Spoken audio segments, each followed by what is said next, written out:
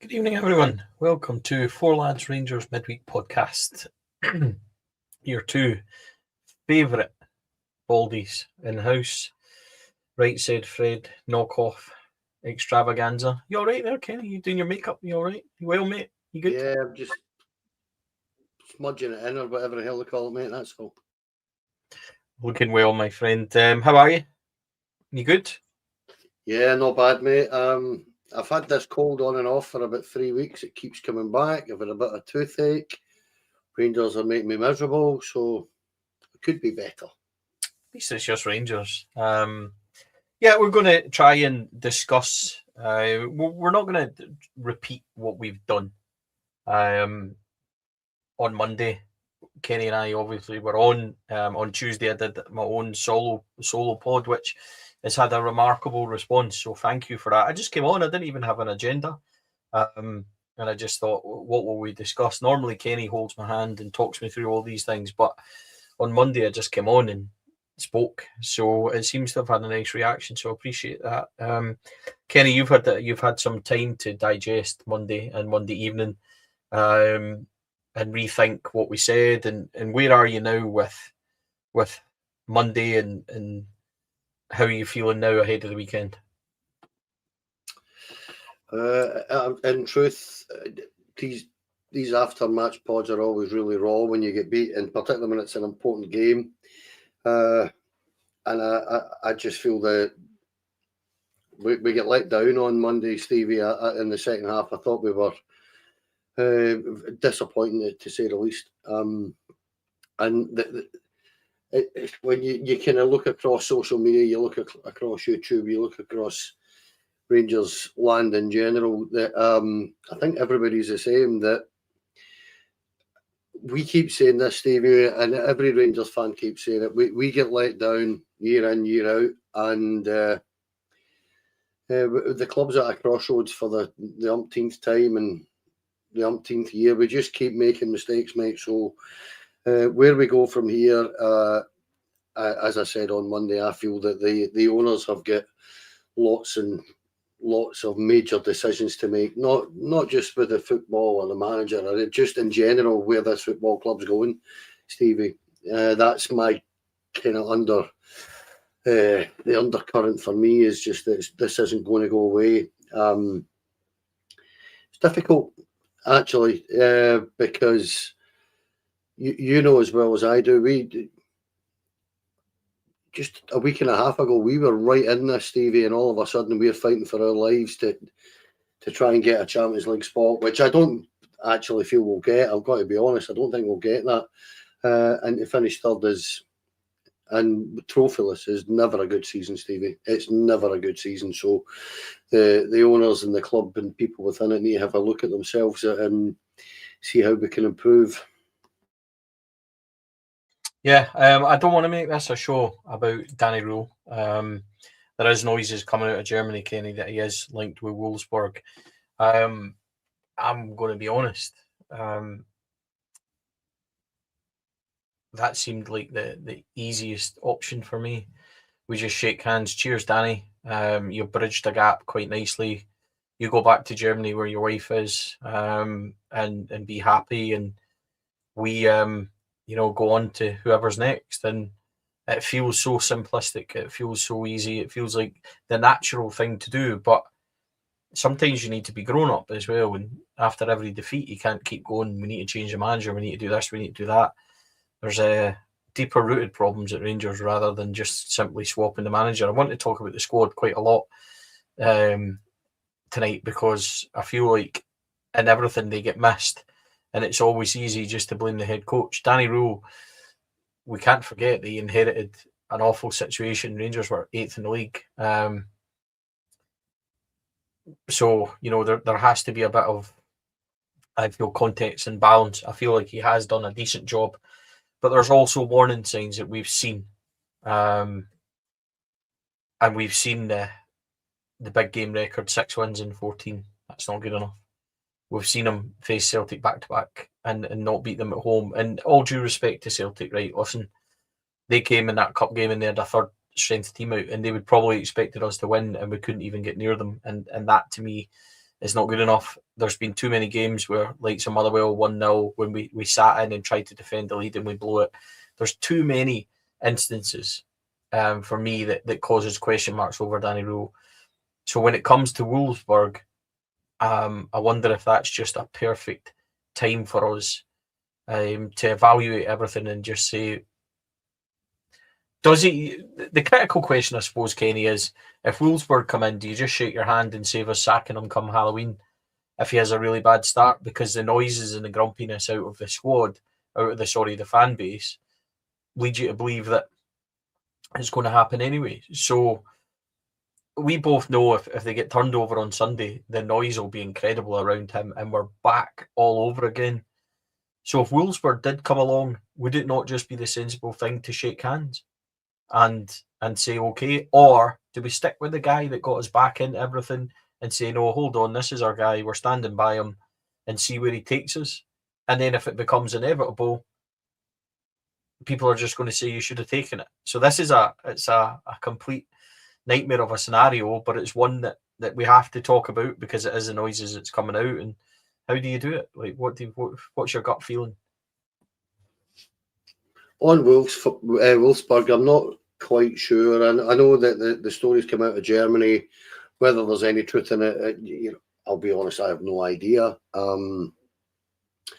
I do know that Danny Rohl's got a young family, and they're over in Germany. They're not for coming over for whatever family reasons that is. It's entirely up to Danny Rohl and his wife and his family to do what is best for them. So I don't really have an issue with that. Steven Gerrard did the same, where his family didn't come up either. So I'm not going to hold. I'm not even going to have an opinion on that, really. It's a family matter. It's nothing to do with us. It's what we said on Monday again, and we don't want to go over the same stuff. You're right, but there is this situation now already, Stevie, where the disappointment of what's happened in the last week or so, where you put yourselves in a great position and you kind of blow it.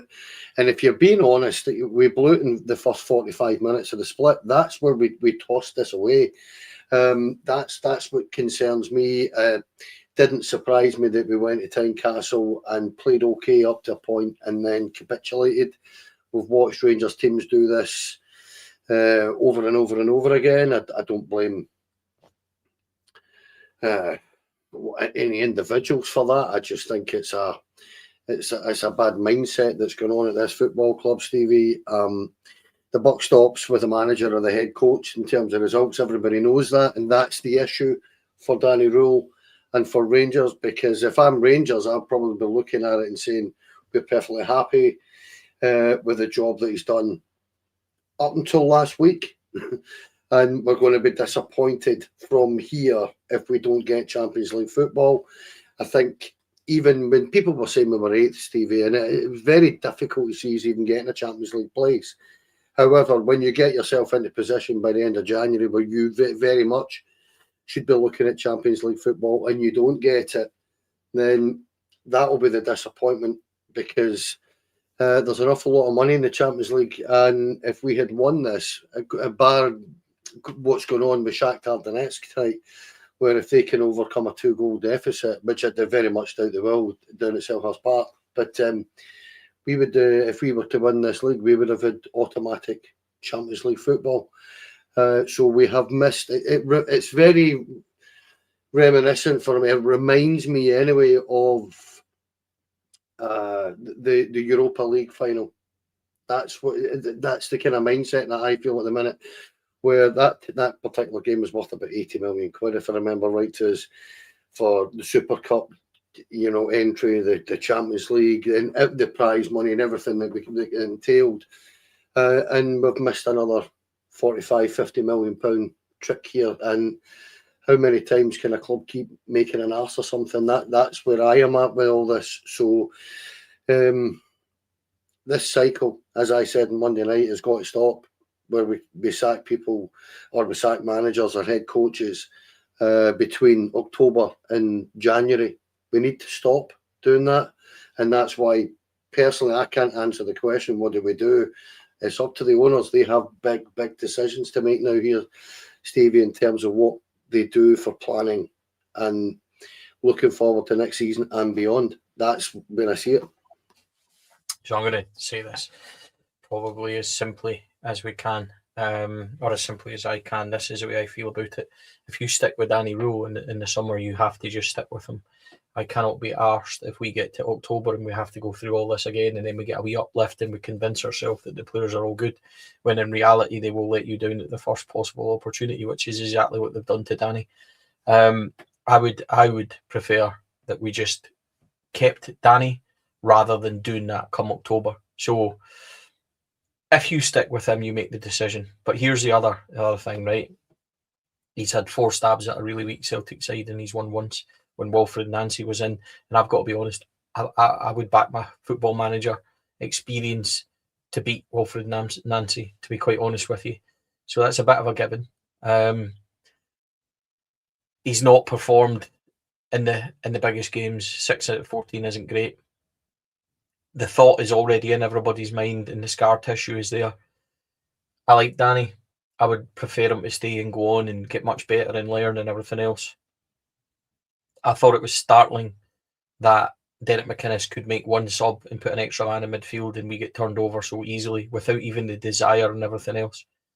So you either do one thing or the other, which you either stick with him and stand by him, don't get to October and panic and change it. You either go all the way, or you take the opportunity if Wolves was to come along and you just say, right, you've done a great job, you've bridged the gap, we really appreciate it, your stock is high, because everybody looking in on that will think he's done a good job from 8th place to get us to where he was.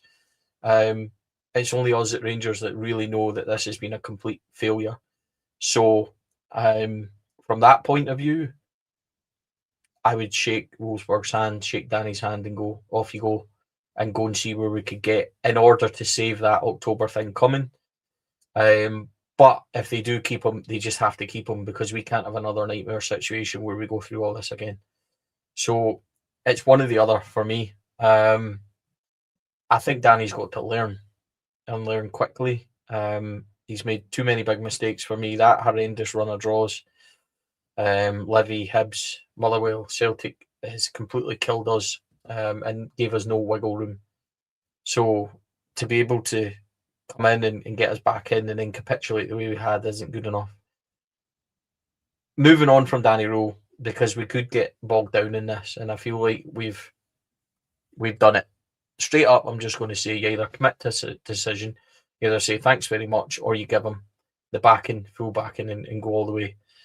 It's one or the other for me. I am not going to October and doing all this nonsense all over again because, people celebrate Halloween, we celebrate getting a new manager, and I'm just getting bored of it. So it's either one or the other. But I want to talk about the squad, Kenny. I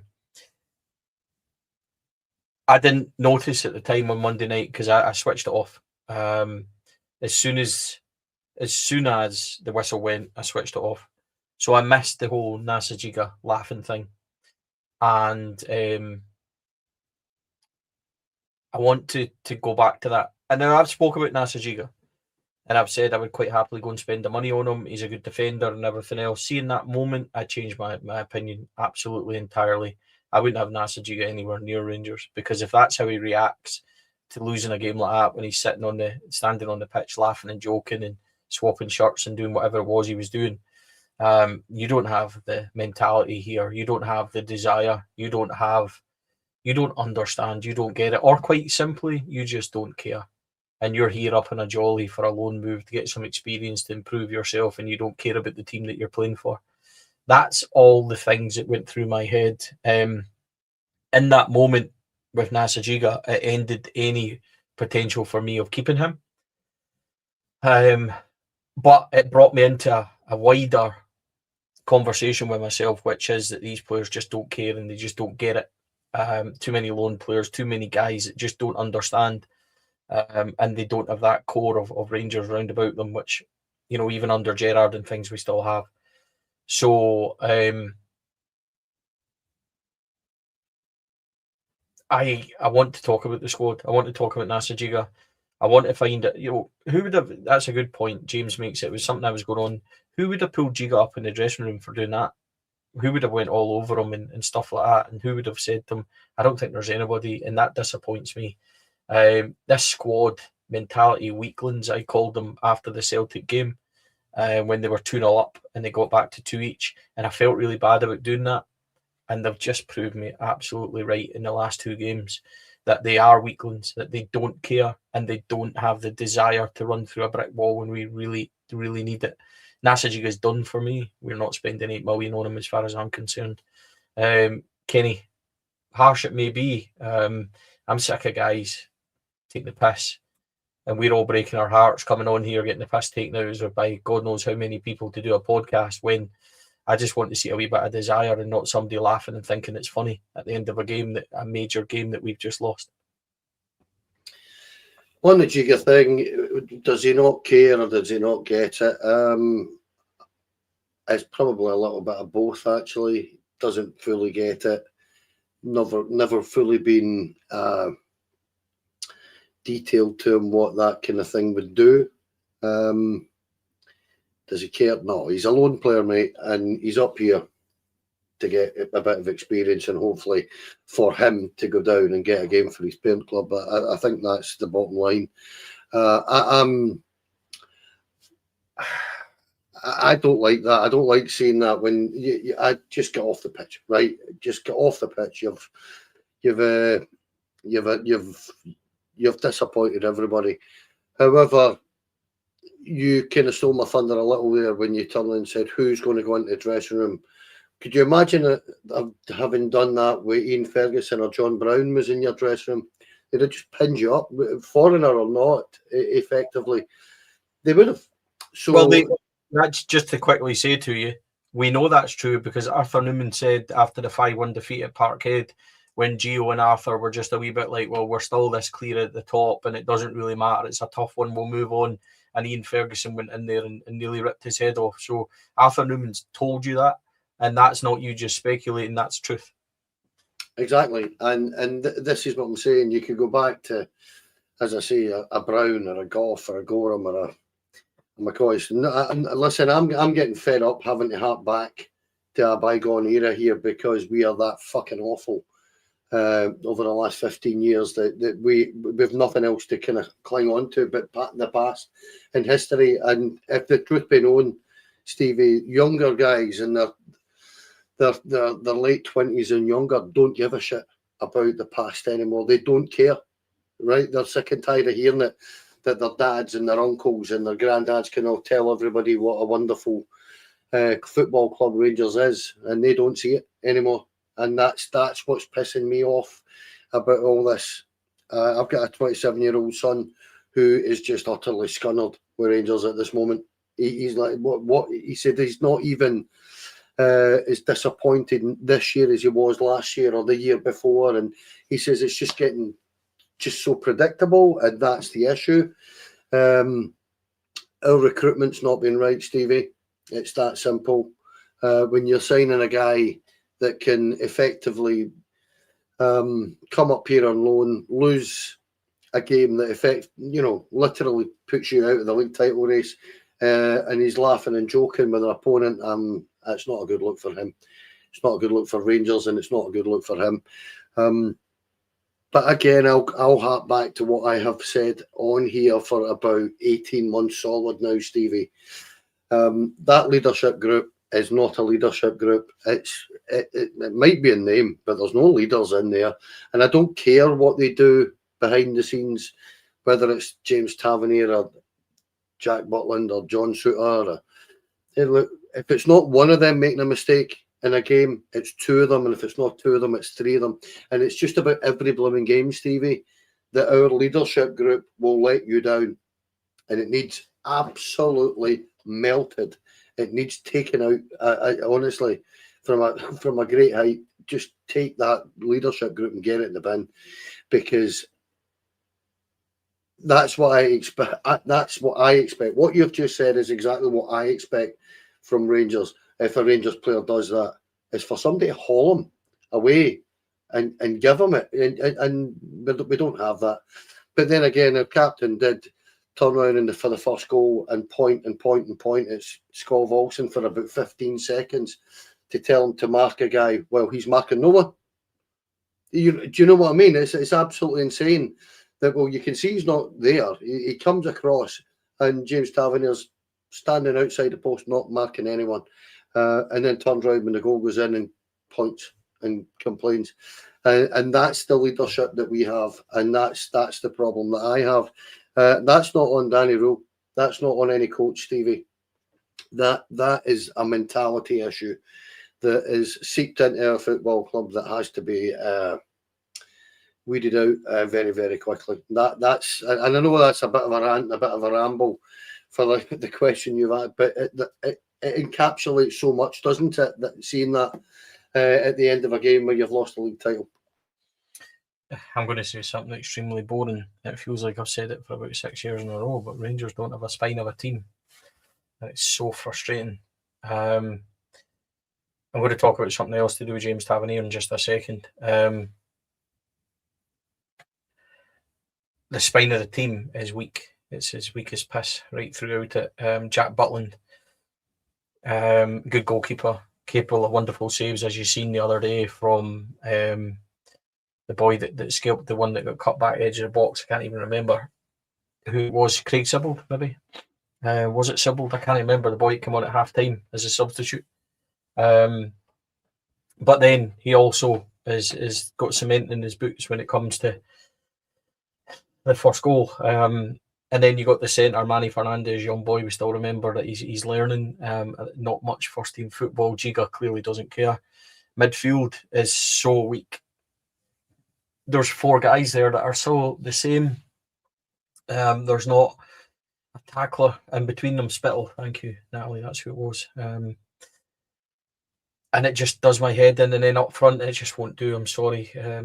As much as I like Big Chermiti, and I think he's funny. He's an enigma, capable of an overhead kick and also hitting the goalkeeper 99 times out of 99 times that he goes clean through. So it's so frustrating for me that our whole team is so weak right down the middle. And that goes back to the other night where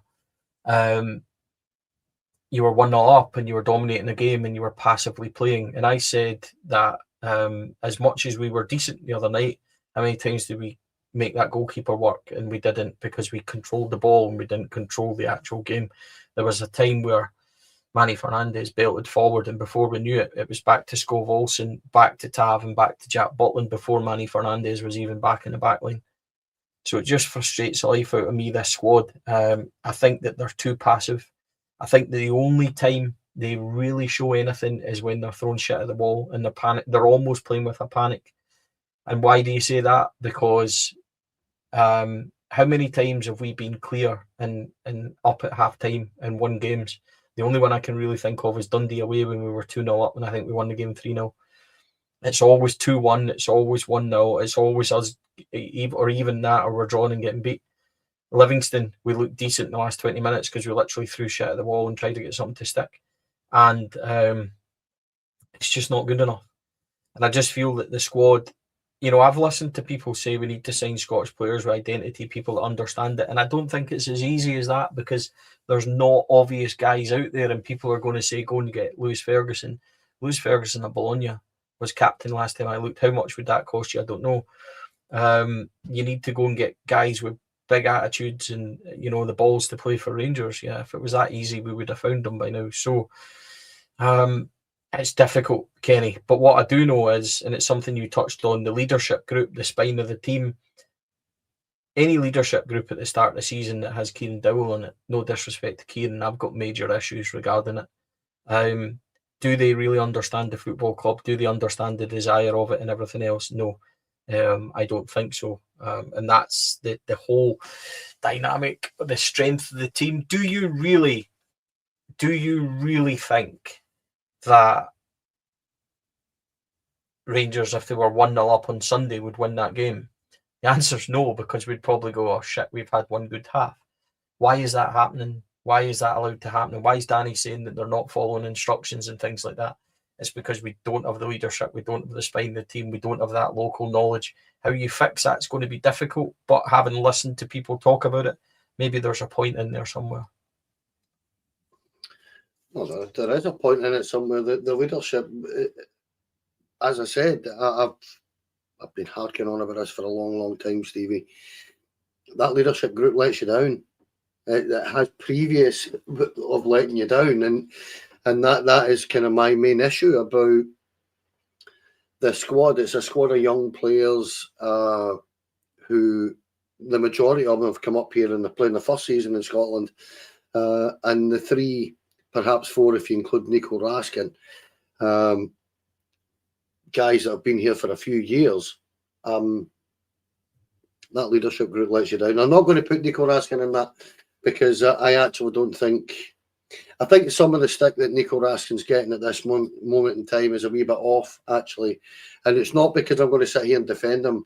It's because I actually don't even think when you watch Rangers on a pitch, you can actually determine exactly what his role is meant to be. Because sometimes he's in between the centre halves and sometimes he's at the edge of the box. And so sometimes we're playing him as a 6, sometimes we're playing him as a 4, sometimes we're playing him as an 8. Sometimes he's trying to put out far too many fires. And I think it's because we don't have a midfield, Stevie, that's worthy of the name at times. I think that's actually my problem. You said that they're all quite similar. I think he tries to do too much. But I think he's also been asked to do too much, Stevie. Again, I don't think it's just him trying to do too much. I think he's asking, he's being asked to do several different things during different periods and games. And listen, I'm not sitting here. I'm not here to try and defend Nico Raskin. I didn't think he had a particularly good game the other night or anything like that. It's not that I'm, as I say, here to sit there and stick up for him. It's not the case. I just look at the team and I just think, he started. If you remember back, Stevie, he came in and he very quickly, Danny Rohl went to 5 at the back, 3 at the back. Then he changed.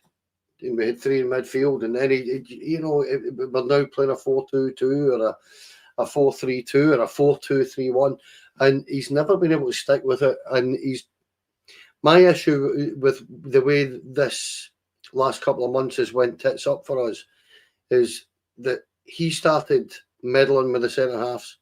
He brought John Souttar in. It caused a little bit of chaos. Then Conor Barron got his injury. Conor Barron's never come back in. But you look at the form we had when Conor Barron was playing week in, week out, and it was probably at our best just at Christmas time. And this is where I just have this genuine feeling at this moment in time that, if I'm being honest, what you're saying about throwing shit at a wall, I think Danny Rohl's been trying to do that with a substandard squad. I think game per game, I think he's just went, I'm not really quite sure what I'm going to get. They don't follow instruction. That's how many times he said that in the last month, Stevie. I didn't ask them to do that. I didn't ask them to sit in. And I think Jack Butland's an awful lot of the problem in terms of going long. It's just, but there was 4 or 5 times in the second half, Stevie, where what you need to do is get your foot in the ball sometimes and actually give Hearts something to worry about, because they were pressing us so deep. They really did press as well in the second half, and all credit to Hearts. But see, if you play through that 2 or 3 times, they stop doing it, Stevie. They come back. They come back a wee bit. But Jack Butland, 4 or 5 times at by kicks, was literally saying, no, the Fernandez and Giga are standing at the edge of the 6-yard box, and he went, no, up you go, and he launches it, and he causes his bother because his distribution's non-existent. And that's kind of where I'm at this minute in time with this squad. And that's why I keep saying, and I don't like repeating myself, but it's the owners have got lots of decisions to make here, because what you're going to do, are you going to stick with Danny Rohl, which, if it goes tits up at the start of the season, Rangers fans are going to turn around and say, actually, we're not happy, or do you just say that's it? I want to talk about Andrew Kavanagh in a wee minute, but not quite yet. I've got something else I want to ask you. We can ask this question because we're now a couple of weeks on, but let's reflect and look on that decision to go to Spain, and then James Tavernier bombshell the day after, saying that he doesn't know anything about it, is basically came on social media before the club or anything and announced that he's leaving. how much of an issue is that, Kenny? How much of an issue has it become? Because it's easy to say, yeah, it's derailed things and everything else, but is it not just noise that we could have done without? Is it not just like going to Spain and that Tav stuff? And should we not have just managed that in house and said, look, Tav, now's not the time. We're going for a title. Let's get it all together. If things don't go well, you could be scapegoated or whatever else. Is it not just noise from a club that should have been absolutely silent and absolutely focused on winning the league and just trying to be what we were, and instead we added noise to it and we shouldn't have? What does that point to? Lack of leadership, lack of ownership, lack of people caring about their club and more caring about themselves. What, in hindsight, it seems like a pretty recklessly poor decision. Right, going to Spain, if we come back and didn't get results, which we haven't, is always going to bite them in the arse, always, because we've got previous for going away, during the season and coming back and not being able to kick a ball about, and that's a bad one. The Tavernier thing, I said it a couple of weeks ago in here, mate. Listen, it's without try to be too derogatory or too personal about it, but James Tavernier looks after James Tavernier, and he always has done, and that's fine. That's up to him. But there is no way that when you look at the attention that announcement got, that it meant that the full focus was on winning a football game or winning a league, which is exactly what we had to be doing. And this is my point, that we've had tickets situations, we've had everything over the last couple of weeks has been a bit of a circus, where the games themselves, the title run-ins, became a little bit of a sideshow for Rangers. Meanwhile, Hearts and Celtic are perfectly carrying on and getting results, and we're all over the place. And whether it should affect players or not, I don't really know, Stevie. But James Tavernier does James Tavernier things, and he's decided that he's going to announce that before the football club. Not very captainy, in my opinion. That's what I would say. It's not a captain's thing to do. You get up there, you turn around and say to the gaffer, listen, I'm going to announce it. Can we put it on the club website? That's what you would do as a captain. But no, he didn't. So, yeah, fair comment there. Tav's announcement wouldn't matter if we had a good mentality, but we clearly don't, and that's the issue. Before we get to Andrew Kavanagh, we have to look at Sunday, Kenny. I would love to say, listen, I'm not bothered about Celtic. I don't think they're a great side, but they have the mentality and they have the muscle memory of winning games, and they're more powerful individually than we have. Do I think they've got much better players? No. But are they a better unit in a team, and has O'Neill got them playing? Yeah, and that's why they're in a title race and we're not, because they can go to Easter Road and win games 2-1 and we can't. So fair play to them. The problem is we've now got to go and play them. The other fear I have is that Hearts away at Motherwell on Saturday night. I don't want Celtic to win the league. I don't care how that makes me look. I really don't. Them staring down the barrel at 5, you know what comes after 5, and then they start going on about we're going to get 10 and we're down this barrel, and they'll strengthen in the summer. They'll have a new manager, they'll go again. If we can't get them this time, then I sincerely hope that Hearts can and they break that. And my issue is Hearts go to Motherwell on Saturday night. Are they going to be able to get a result? If Hearts go to Motherwell on Saturday night and get a result, we need something from Celtic on Sunday to, 1, try and get back into the Champions League running, and 2, to give Hearts a helping hand. And I don't really particularly want to give Hearts a helping hand, but I don't want Celtic to win the league. So they're our rivals. It's nothing to do with hatred they're in. It's purely to do with the fact that they're our rivals. So that's what's riding on Sunday for me. And do you know what? It actually, it's a wee bit of a chance for this team to show us they've got a wee bit of balls to bounce back. We know they don't, but can somebody do something? Yeah, I genuinely feel like we need to go and make a result. If they don't get a result, then I think Danny's more or less doomed, and certain individual players will be doomed as well. I would change it about a wee bit formation-wise and team-wise. But what's your thoughts ahead of Sunday, Kenny? And do you know what else it feels? And I don't really mind saying this. I'm not up for this game in the slightest, and I can't really be arsed with it. Monday took so much out of me that I'm just like, I don't have the energy for this anymore. I can't have another letdown without it beginning to really get to me. So I'm sorry if that's doom and gloom, Kenny. It's just how I feel a wee bit.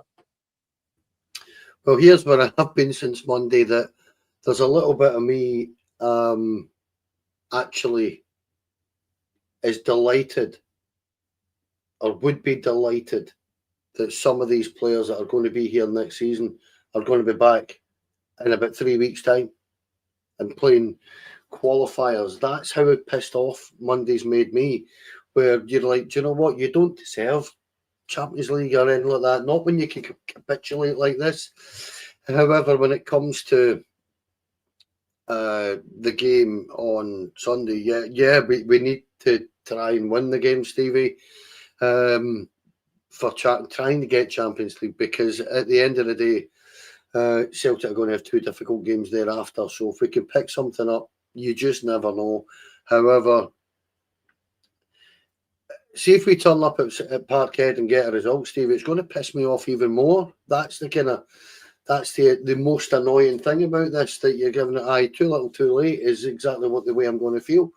And we always want to beat Celtic, and they'll be the same as us. Of course they are. But in the grand scheme of things, I actually don't care, and it's a terrible thing to say, but I just want this season done. I'm sick of it.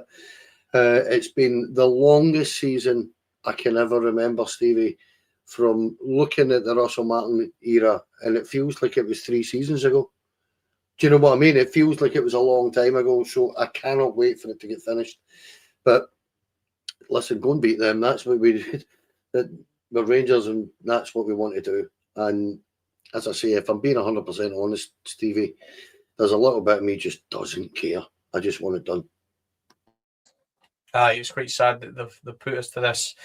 Okay, let's talk team a wee bit, Kenny. Come off mute and we'll just go through this joyous thing. Romans at left back, I suppose there's no argument there in the slightest. I don't care if he's got one leg and one groin. Just get in there. Yep. But I'd be very inclined to play Liam Kelly in goal, by the way. Right, okay, right. Because I was going to ask. Because Jack Butland is a good top shotter, but what else? Liam Kelly is weighted. Do we play Liam Kelly? Liam Kelly's played against Celtic before and done very well. My team, I wouldn't have James Tavernier playing at all. No, Sterling at right back. I do know that John Sear's got a knock, and everybody will be surprised at that. Yeah. It would have to be Gigan Fernandez, Sterling, Roman, back 5, Kelly in goals. Mm-hmm. I would play Kelly in goal, yeah. Midfield? My midfield would be Chukwani, Conor Barron, and Nico Raskin. Mine would be Nico Raskin and Conor Barron. I'm going to play with 3. I'm going to play with 1 up top. I would have Mikey Moore, Big Chamiti on, and probably Oliver Ant-Man out the other side, because I'm just sick and tired of Gassama and Scott Volkson. I'm sick and tired of looking at them, giving us very, very little. So that's where I am. Right, okay. Moore on the left, Ant-Man on the right, Nadiri and Chermiti up front. A couple of reasons why. Nadiri is so vital to our press. It's unreal when he's not there. I think that he is massively missed, especially Romans and Nadiri are key to how we press. When they're not there, we try and do the same things and can't. Allow Nico and Barron to try and win the midfield, and Nadiri can sit and fill that space where Callum McGregor will play in that 10, and he can also get forward. Chermiti I don't like by himself. Ironically, I don't really like him as much as a 2 either. I just like him when he's doing overhead kicks, Kenny, really, and he's fucking an The only enigma. problem I've got with Nadiri, I don't think Nadiri's fit enough to start. Stevie. I don't think he is either, but I would rather try and get 60 minutes out of him. Aye.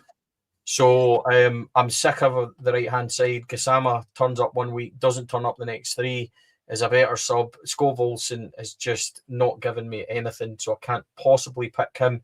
And I quite like Oliver Antman. I told people that. I don't know why, but I quite like him, and I would just throw him in. But we know he's not going to start because Danny doesn't like him.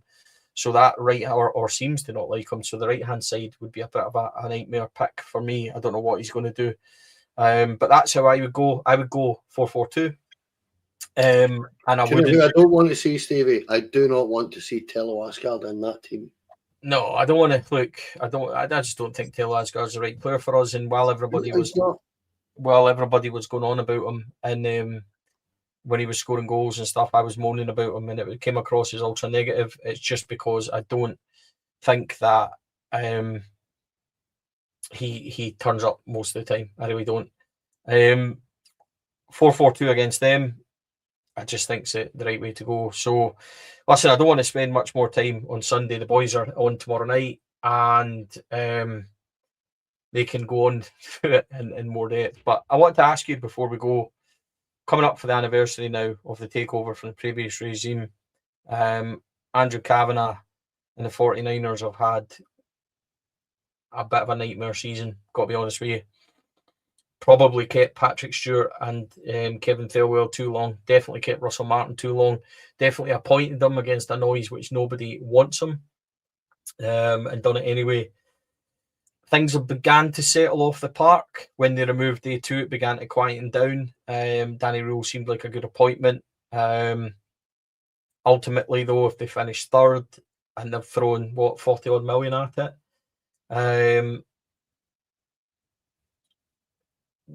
I'm going to have to say 40-odd million finishing 3rd, the upheaval on and off the pitch.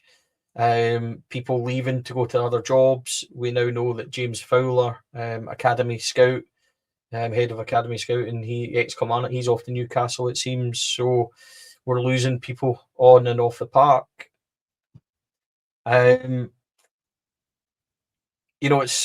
all good and well talking about, and I believe the trajectory of the club is going in the right direction. I've always said that, the stadium and everything else, but we have to get it right in the football pitch. He's not done that. We went for a project and it's not worked. Are we in another project? Arguably. Andrew Kavanagh, in my opinion, there's pressure on him of what he does with Danny Rohl. We can't afford any more bad mistakes that cost us seasons. We've had 7 trophyless seasons in the last 12, I think. We can't keep going, we'll just get it right next year. Andrew Kavanagh needs to make decisive decisions and stick by them. And whether he likes it or not, the decisions that get made in the summer, because you can write off this season, the season done. The decisions that get made in the summer have to be the right ones. And if they're not, people will start looking at Andrew Kavanagh.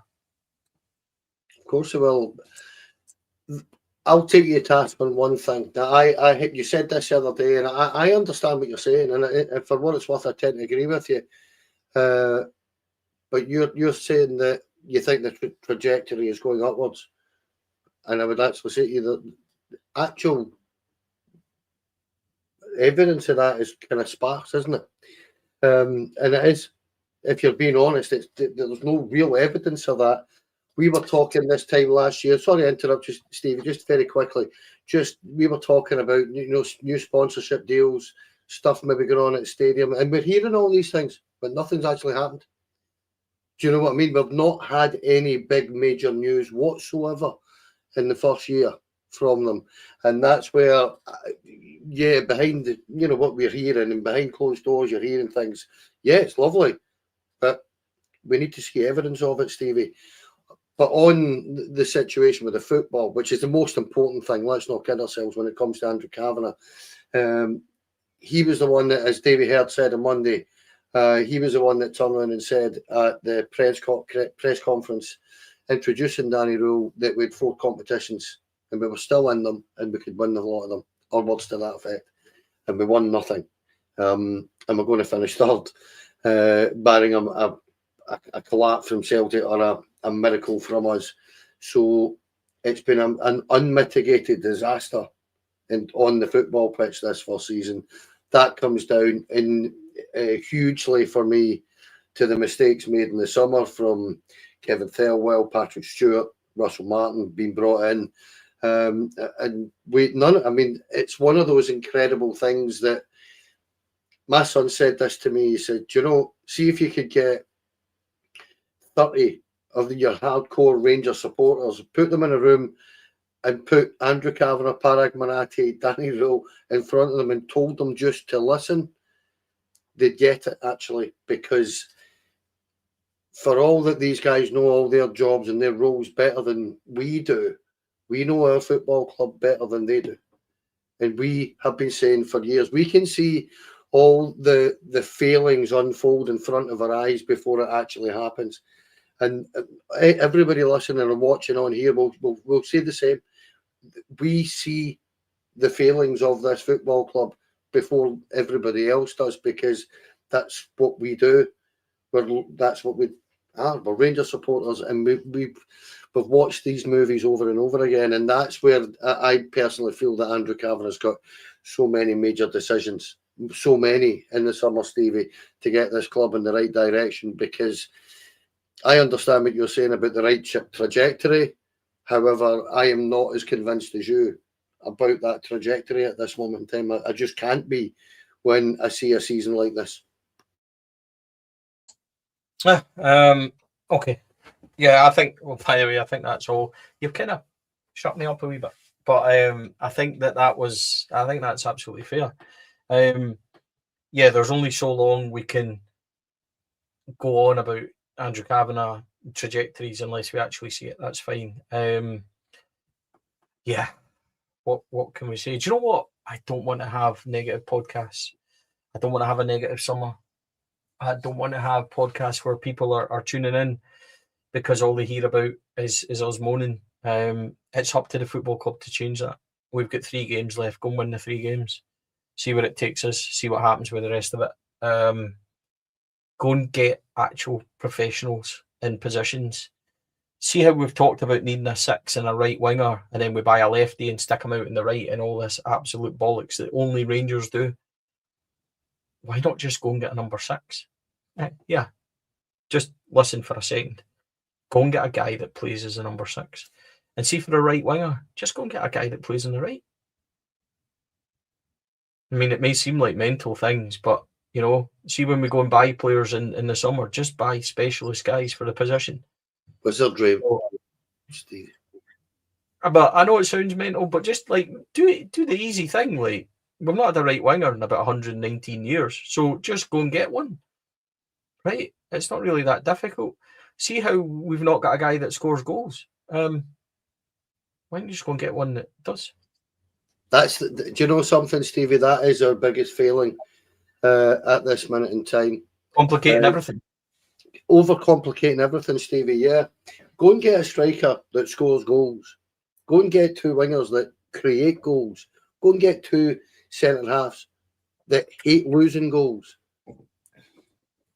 Do you know what I mean? It's not that difficult. And listen, I'm being slightly facetious, you'll know, but we're making it far more difficult than we need to. We are. Well, yeah.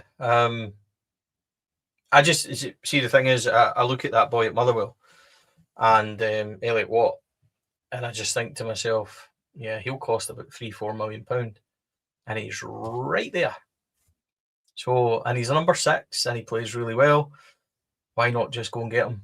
And I always think that sometimes we overcomplicate the things through snobbery and everything else.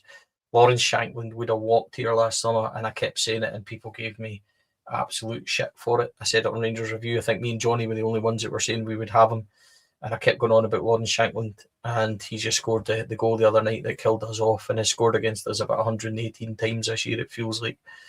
He's fucking always scoring against us, and we don't go and sign him. So, there's these guys that are right there. Go and get what? Go and have a look at Manruisi. He scored 20 goals, and he maybe not make it here and everything else. What a load of bollocks. Nacho Novo scored those goals and we went and got him, and look how he turned out. Can we stop being so snobbish when we're looking at players? You talk about getting guys that don't do our league need to understand our league and make it easier. There's a guy 10 mile down the road, go and get him. Like, Kenny, it frustrates me. I just hope we don't see any of that in the summer.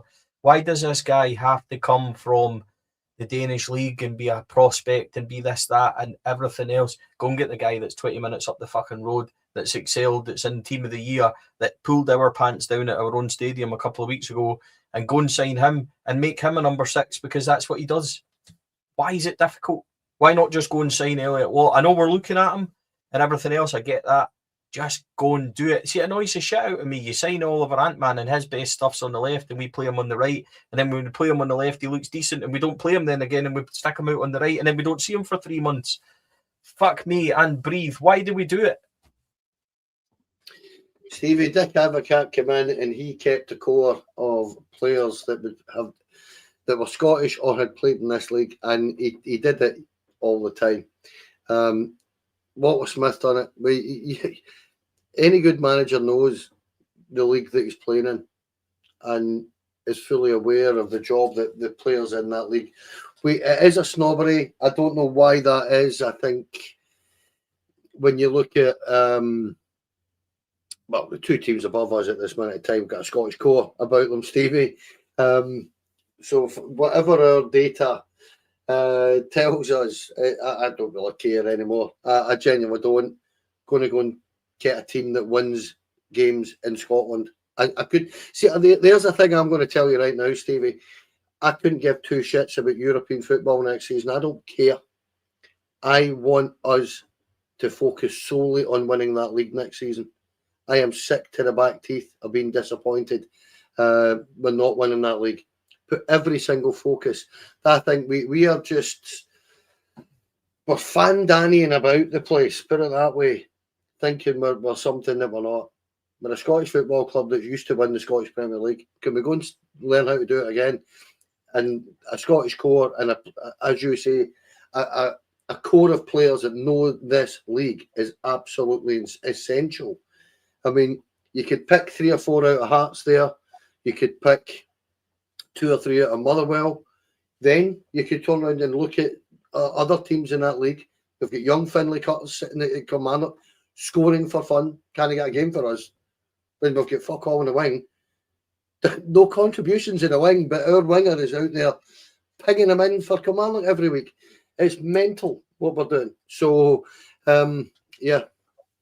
I'm going to stop before I go on a rant, Stevie, because it's something that really does irritate me when I look at, as I say, Celtic have got a core of Scottish boys, Hearts have got a core of Scottish boys, and we don't. And when it comes to the crunch, we're failing, they're not. Do you know, I don't know what's more annoying, the fact that I'm yellow on the screen and I don't really know what's going, or the fact that 100% we'll ignore Elliot Watt in the summer, or he'll go somewhere for £4 million and we'll sign some tit from Europe that will come in and end up being the carbon copy of Connor Barron, Tochi Chokwani and everybody else we've already got, and I'll just be sitting going, why have we done this? Please just do the simple things. I get we've got to trade and all that, right? So I get it. You've got to risk and manage that. Go and win the league first. Get guys in that know what to do.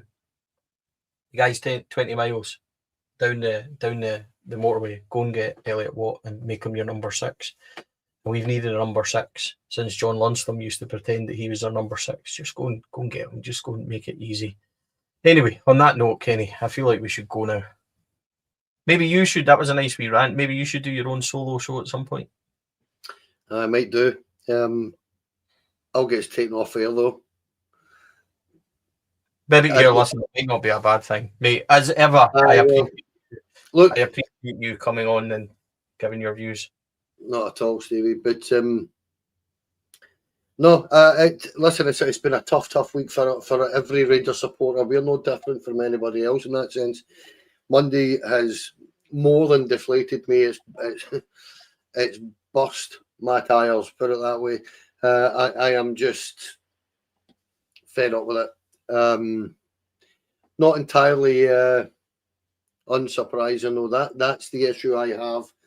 That year in, year out, we know that there's something like this round the corner. And that's where, as I say, if you actually look at the job that Andrew Kavanagh's got in the summer, Stevie, he's got a massive job on.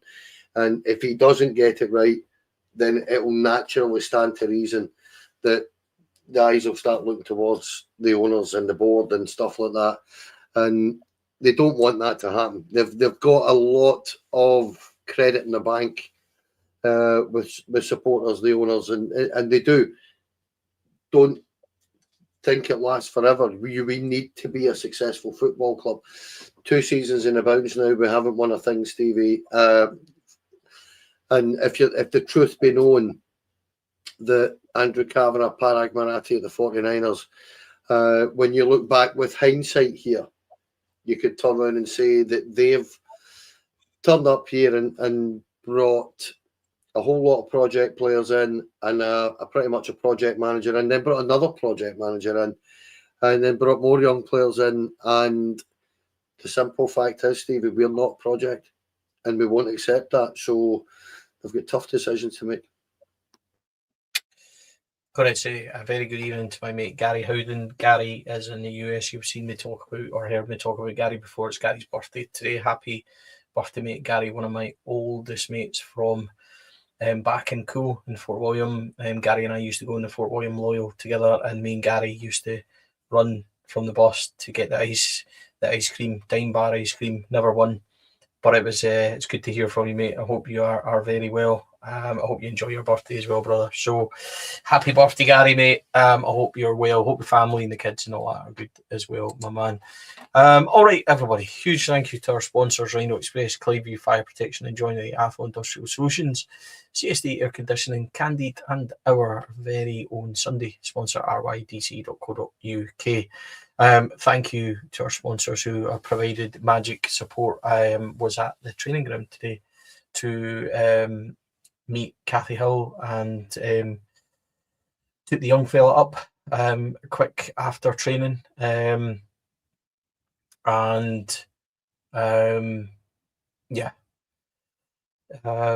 had a really good day up there. So yeah, it was a good day, and I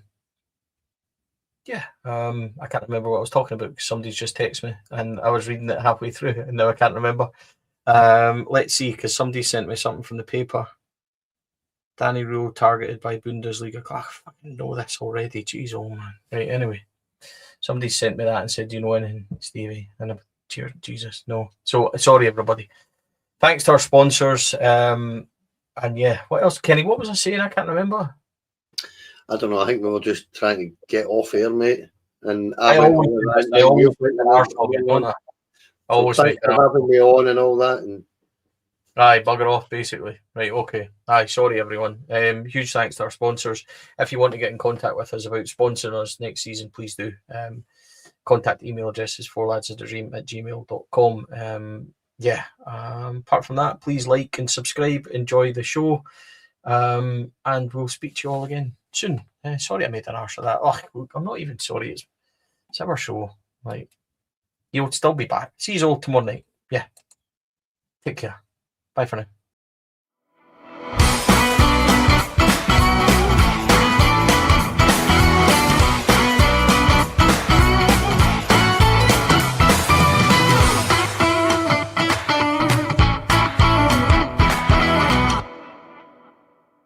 The Four Lads podcast is sponsored by Rhino Express, Clyview Joinery, Athol Industrial Solutions Limited, and CSD Air Conditioning, in partnership with Black Rooster and Art of Gold.